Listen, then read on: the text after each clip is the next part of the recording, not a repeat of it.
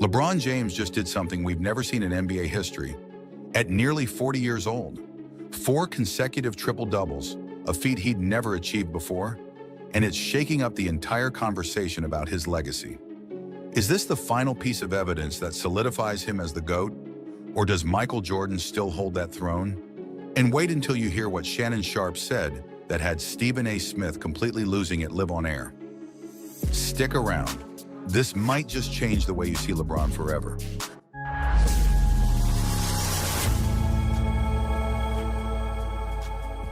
To truly understand the weight of what LeBron just accomplished, let's rewind the clock. It's 2003, and an 18-year-old kid from Akron, Ohio, is making his NBA debut. The expectations? Unbelievable.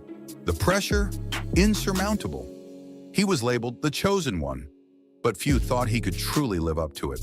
Fast forward 2 decades, and not only has he matched those expectations, he's surpassed them. LeBron James is a name synonymous with greatness. He's the NBA's all-time leading scorer, but unlike traditional scoring legends, his game isn't built around selfishness. He's a pass-first player who redefined what it means to dominate the league, and yet as he approaches 40, many doubted if he still had anything left to prove. Therefore, when LeBron notched his first triple-double in this streak, it seemed like just another day at the office. But then he did it again, and again, and again. 4 consecutive games of pure basketball mastery. The most astonishing part? He wasn't padding stats in meaningless matchups. Each performance was pivotal for the Lakers as they fought for playoff positioning in a stacked Western Conference. Shannon Sharpe couldn't contain his excitement when discussing this on First Take. He called LeBron the GOAT and even nicknamed triple-doubles Miss Trip Dub, humorously framing them as LeBron's lifelong companion. Who's surprised by this other than Stephen A? Because he knows this man is the GOAT. The man has been the best player. I mean, there's been very few players come in with the expectations that this man has had placed upon him and exceeded no matter what you thought or how great LeBron James was going to be. He's exceeded every expectation. A pass-first player is the greatest scorer in NBA history.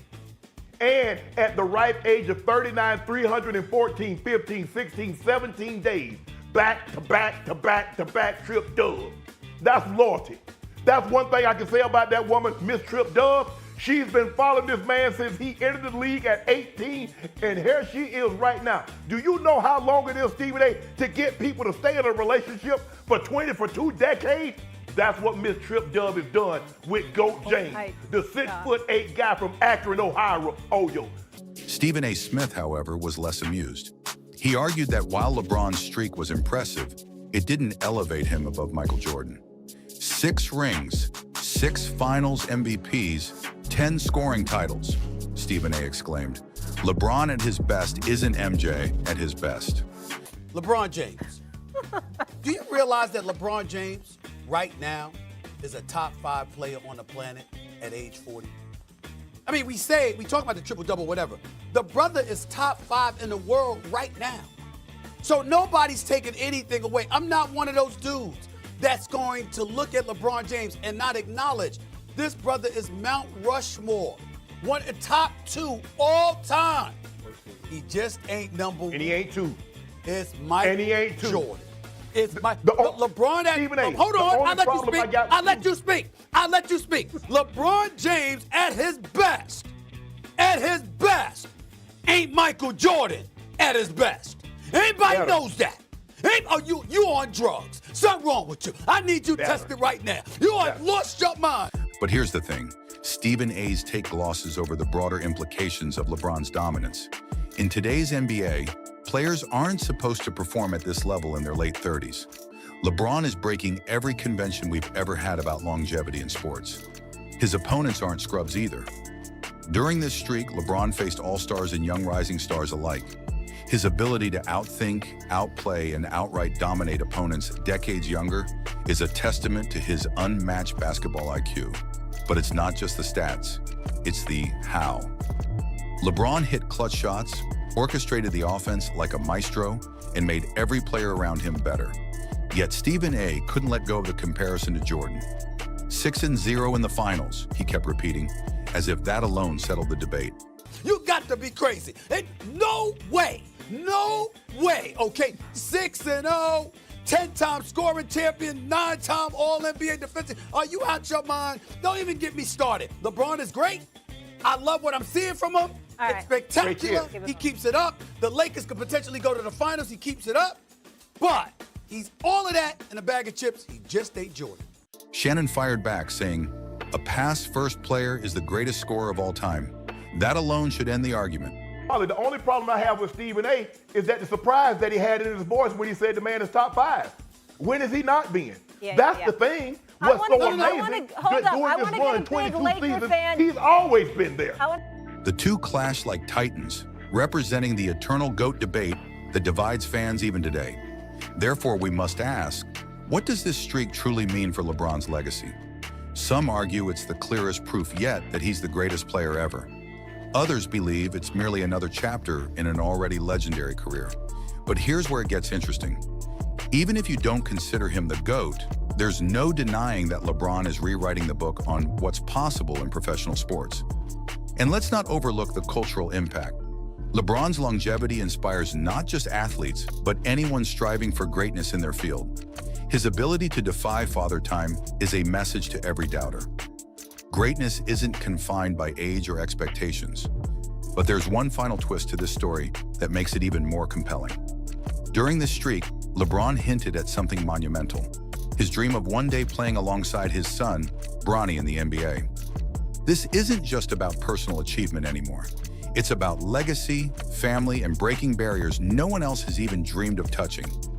So what does LeBron's 4-game triple-double streak truly mean? Is it the exclamation point on a GOAT career, or just another chapter in a story that still isn't finished? Shannon Sharpe believes this is all the proof we need that LeBron is basketball's ultimate king. Stephen A. Smith isn't ready to let go of MJ's throne just yet. And fans? Well, they're split right down the middle. But here's the real question. If LeBron can dominate like this at 39, what else does he have in store? Could this be the season he leads the Lakers to another championship? Or will the GOAT debate remain as heated as ever? One thing's for sure, LeBron's story isn't over, and the best might still be yet to come.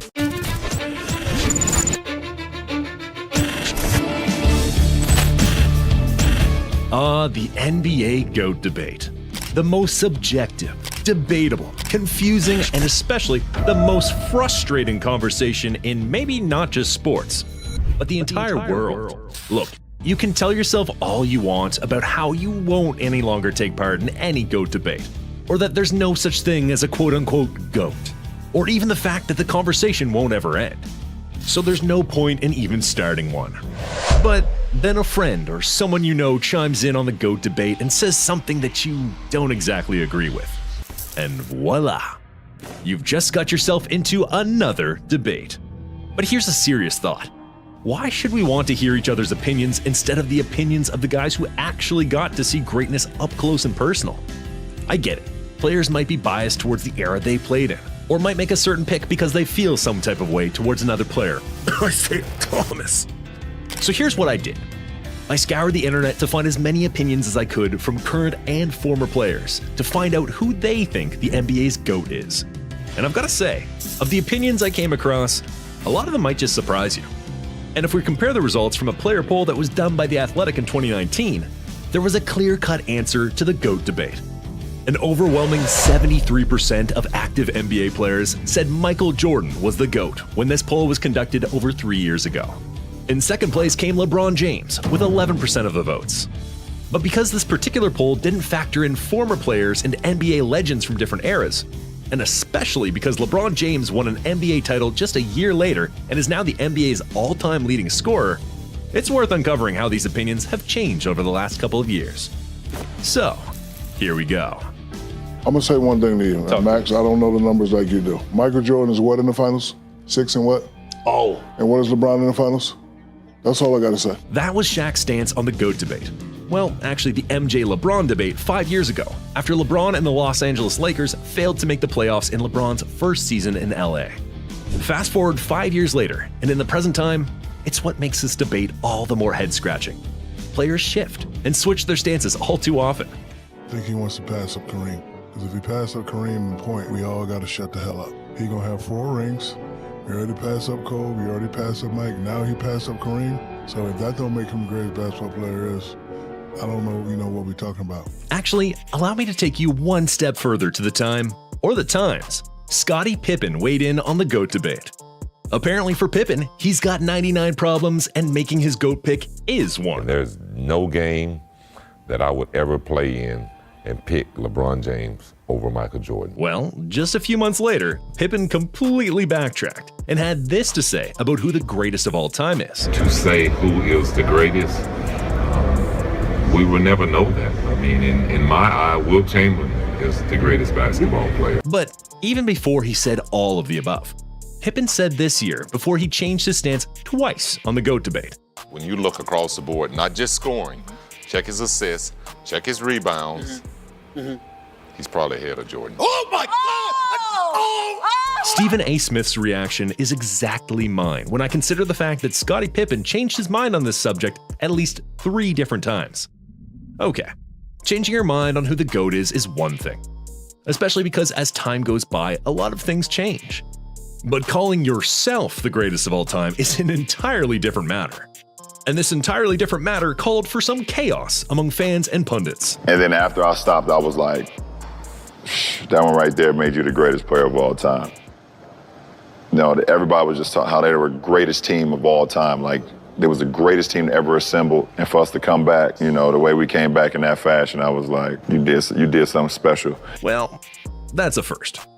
Before those words came out of LeBron's mouth, I don't recall a time in sports history a player, especially of LeBron's caliber, came out and said that he was the best to ever play the sport.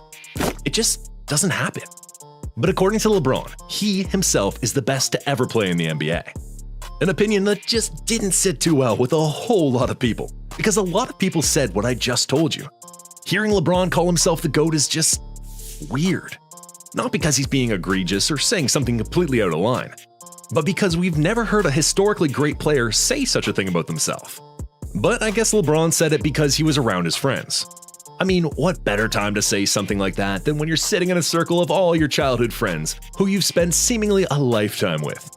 And speaking of friends, why not hear the opinion of the man who probably has been LeBron's biggest friend in the NBA, and someone he's played several seasons with? Once LeBron James is done playing this game of basketball, I'm definitely gonna tell my grandkids, kids, that I played with one of the greatest to play the game of basketball. He will be the GOAT for a lot of generations. I started playing the game because of Michael Jordan. He will be my GOAT until the day I pass away. It doesn't take anything away from LeBron. This is just like LeBron. We started playing, we envisioned playing like Michael Jordan. So for me, from Chicago, where I grew up, I made it out the hood because I seen a dude, number 23, play the game of basketball at a level that I was like, I just want to do some of that. That's a rather peaceful way of addressing both LeBron and MJ in the GOAT debate, right? What's not so peaceful, well... Bro, I'm just going to say this. Any media person that I see in person for the rest of my life who try to tell me LeBron James is good as Michael Jordan, I'm just going to slap the hell out of him right on the spot. Right on the damn spot. No question asked. The next person who walks up to me and say, LeBron James, who is amazing, as good as Michael Jordan, or competes like Michael Jordan, I'm just going to slap the hell out of you right on the spot, and I'm going to take my chances with the judicial system. Oh, well, that was harsh. Interestingly, Charles Barkley was primarily pointing to LeBron's competitiveness and mentality to argue against his status as the greatest of all time. Because if you ask Jason Kidd, the man who saw LeBron play the worst series of his life and suffer the single lowest moment of his career, this is what he had to say despite all of the above. LeBron becomes the all-time leading scorer next year. Does that make him the greatest player of all time, or is that still Michael Jordan? That's a good question, and that's the barbershop question. I think LeBron will go down as the greatest to do it. When you look at what his numbers, what he's done on and off the floor, no one's done that. And so he'll go. I mean, you got to put the whole package together. He's the greatest of all time. Okay, let me transition a bit. Back in 1998, and exactly 6 years after the entire controversy in which Michael Jordan allegedly kept Isaiah Thomas from participating on the Dream Team, Isaiah Thomas, now as an announcer, had this to say about MJ and where he stands on the all-time ladder. It's not the flashy things, it's the little simple things that he does. It's his fundamental base combined with his skill base that makes him the greatest player to ever play. And you say that without hesitation.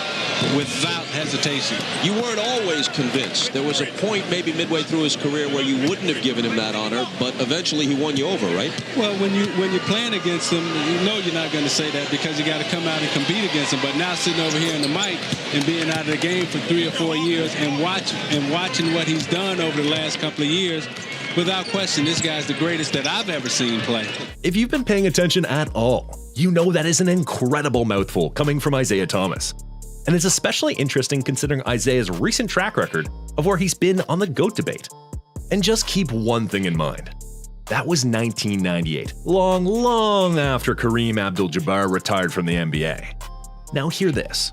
All right, Isaiah, I have to ask you this question. It is a topic we have debated many times on this show. Who is the better all-time player, LeBron or Michael? Well, I'm going to say neither. In my opinion, neither one of them are. And I've been on record saying this. To me, the greatest player to ever play the game that I've seen is Kareem Abdul-Jabbar. That was an entire 19 years after Isaiah had already announced MJ as the undisputed greatest player of all time, while MJ was still playing. Fast forward 7 years later, and like I've been saying, these opinions change far too often.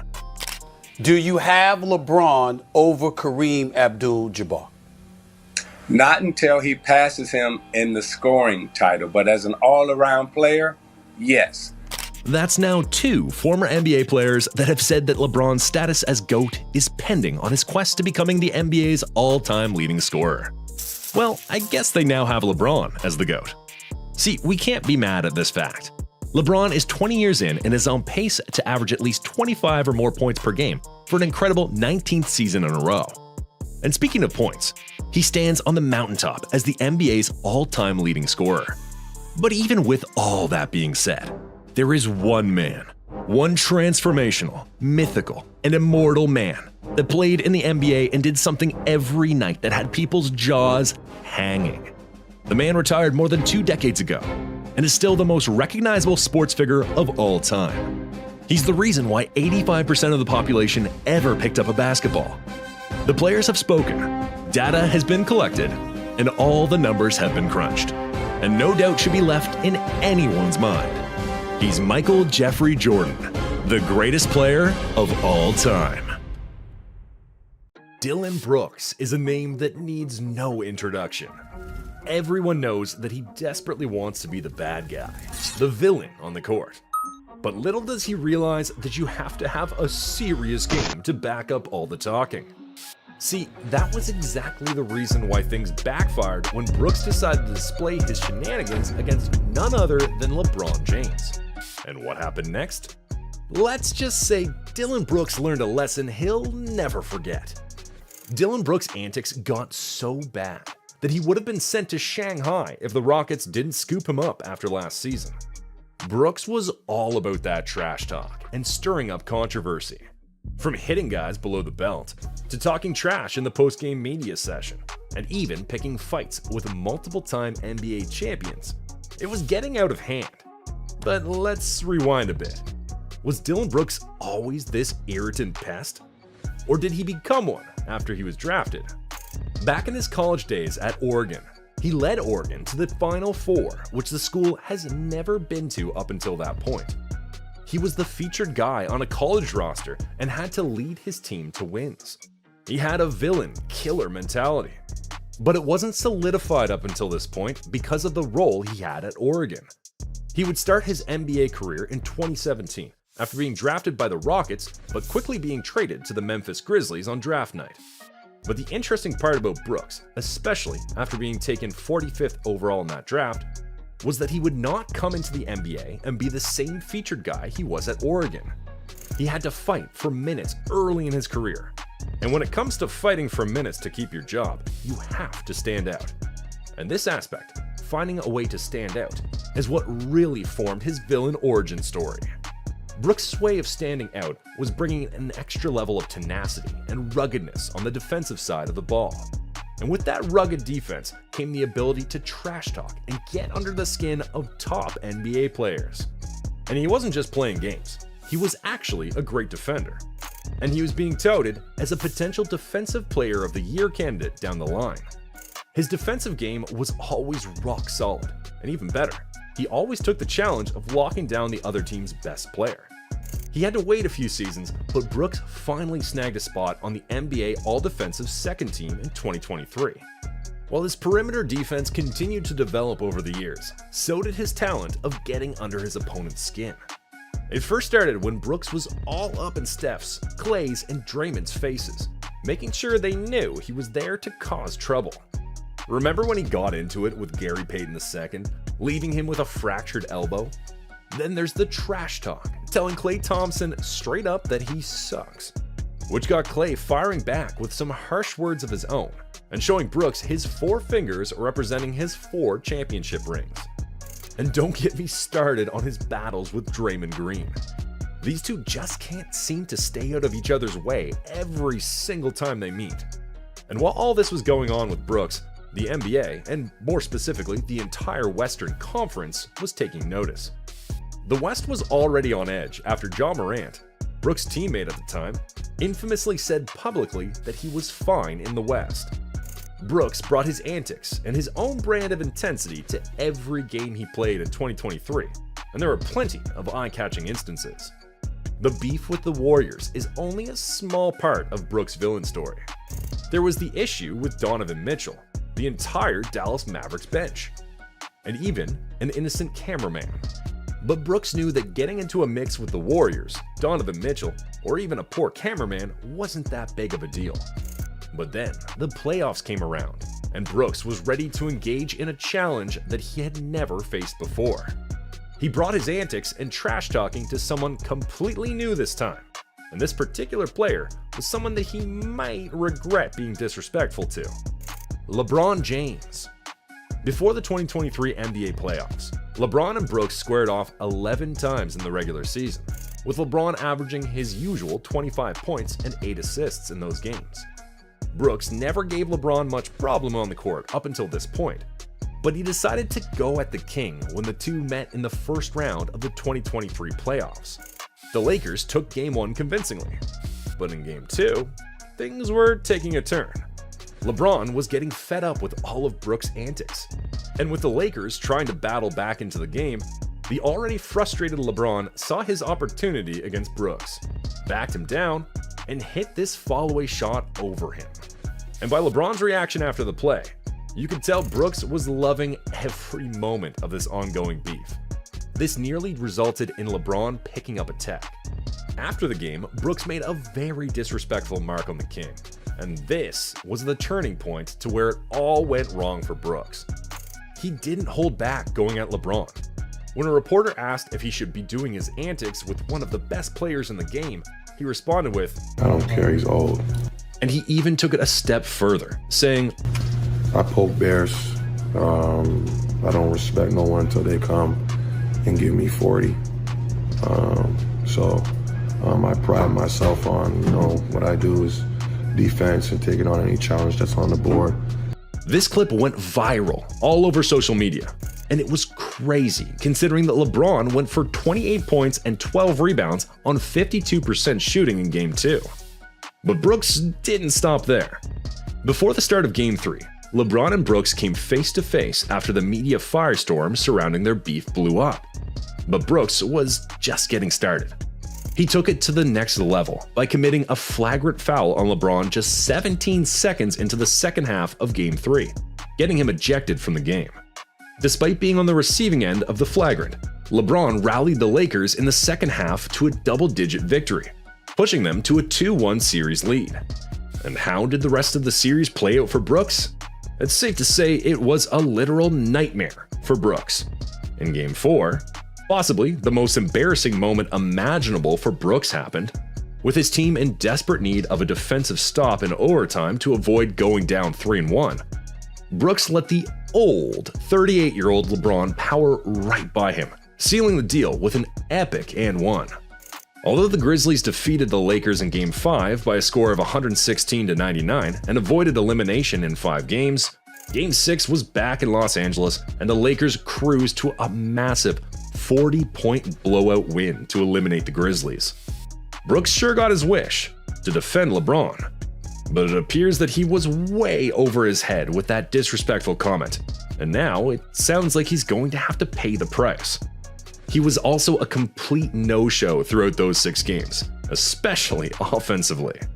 24 of 77 from the floor, 31.2% shooting, and the worst, I repeat, the worst points per possession of all players in the postseason who attempted at least 50 field goals.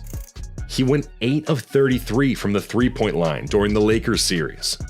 Not only could he not stop LeBron by any means, he had a horrific performance on the offensive end.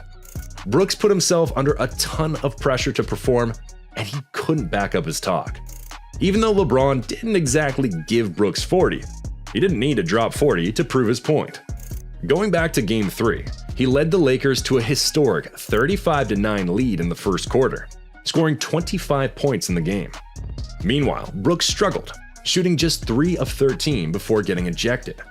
In the end, Memphis lost the series in 6 games, leaving Brooks to see the consequences of his bold, or as some might say, reckless actions, proving that sometimes trying to be the bad guy can backfire in a big way. LeBron could have fired back with some trash talk of his own, but instead, he took the high road, focusing on the game rather than getting caught up in Brooks' antics. And when you're going up against someone like LeBron, who's arguably the greatest player to ever play basketball, it's just not the wisest move. Trash talk can be a double-edged sword, and in this case, Brooks found himself on the wrong end of it. And to add insult to injury, after the Grizzlies' second seed regular season ended in a first-round exit to the 7th-seeded Lakers, Memphis decided not to bring him back for another season. When the team's general manager declined to comment on Brooks' future, it was pretty clear which way the wind was blowing.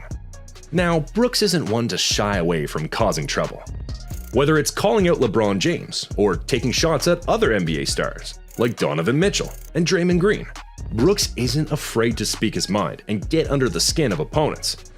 Despite his all-defensive second-team selection last season, his inconsistency and distractions ultimately played a part in the Grizzlies letting him go. And while Brooks may have ruffled some feathers along the way, even LeBron James himself acknowledged his talent. Call him arrogant, call him a bully, call him toxic. Brooks shrugs it off. He knows everyone's got an opinion, and he's not losing sleep over it. He might have found a home in Houston, but he learned one thing. If you're going to disrespect playoff Bron, you might regret it. Because in Brooks' case, that series was his last time ever in a Grizzlies uniform. Thanks for watching today's video. If you liked this one, feel free to like and subscribe, and we'll see you in the next one.